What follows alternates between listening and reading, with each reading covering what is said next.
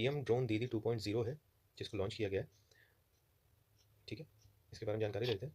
तो PM drone दीदी है क्या योजना? इसके तहत कृषि क्षेत्र में महिलाओं को और भी उन्नत प्रशिक्षण और सब्सिडी दी जाएगी, ताकि वह उर्वरक छिड़काव और फसल निगरानी के लिए ड्रोन तकनीक का पेशेवर उपयोग कर सकें। इसका लक्ष्य 2026 तक 5 लाख महिलाओं को प्रशिक्षित करना रहेगा। ठीक है, नेक्स्ट, वैश्विक नवाचार सूचकांक GII। ठीक है, 2025 में भारत का स्थान क्या रहा है? तो दोस्तों 40वां, 38वां, 42वां या 45वां? दोस्तों ये हमारा जो स्थान रहा है वो 38वां स्थान रहा है वैश्विक नवाचार सूचकांक में। ठीक है, इसके बारे में जानकारी लेते हैं। सितंबर के अंतिम सप्ताह में विश्व बौद्धिक संपदा संगठन वीपो, ठीक है, विश्व बौद्धिक संपदा संगठन द्वारा जारी रिपोर्ट के अनुसार भारत ने अपनी नवाचार क्षमता में सुधार करते हुए 38वीं रैंक हासिल की। भारत की इस प्रगति का श्रेय स्टार्टअप इकोसिस्टम और अंतरिक्ष क्षेत्र में निजी निवेश को दिया गया है। ठीक है, आगे चलते हैं। किस भारतीय अंतरिक्ष स्टार्टअप ने सितंबर 2025 में अपना पहला पुनः प्रयोज्य रॉकेट यानी रीयूजेबल रॉकेट लॉन्च किया है, जो कि सफलतापूर्वक है? दोस्तों स्काई रूट एरोस्पेस, अग्निकुल कॉस्मोस है, ध्रुव स्पेस या पिक्सल? तो ये दोस्तों नाम है अग्निकुल कॉस्मोस, जिसको सफलतापूर्वक लॉन्च किया गया। ठीक है, इसके बारे में जानकारी लेते हैं।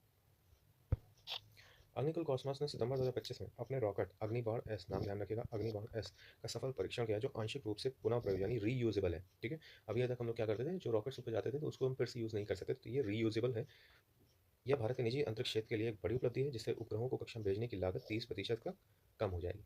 ठीक है, नेक्स्ट, भारत ने किस देश के साथ मिलकर सितंबर 2025 में वरुण 2025 नौसैनिक अभ्यास आयोजित किया? दोस्तों ये क्वेश्चन ध्यान रखिएगा, थोड़ा सा इंपॉर्टेंट है। तो अमेरिका, फ्रांस, जापान, ऑस्ट्रेलिया, तो फ्रांस के साथ वरुण 2025 नौसैनिक अभ्यास है दोस्तों। ठीक है, भारत और फ्रांस के नौसैनिक के बीच द्विपक्षीय अभ्यास वरुण 2025 सितंबर के मध्य कहाँ पर हो रहा है? अरब सागर में। ये भी ध्यान रखने वाली बात है। संपन्न हुआ, जिसमें दोनों देशों के विमान वाहक पोतों यानी INS विक्रांत और चार्ल्स डिगाल, INS हमारे यहाँ का है, चार्ल्स डिगाल फ्रांस का है, ने हिस्सा लिया। इसका उद्देश्य हिंद महासागर क्षेत्र में समुद्री सुरक्षा को मजबूत करना था।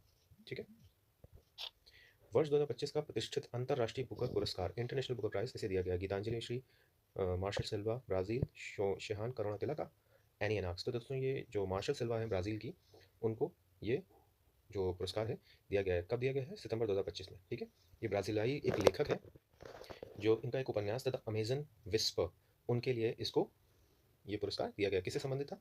दोस्तों ये जलवायु से संबंधित है, ये आगे लिखा हुआ है। सितंबर 2025 में ब्राज़ीलियाई लेखक मार्शल सिल्वा को उनके उपन्यास, नाम ध्यान रखिएगा, द अमेजन विस्पर।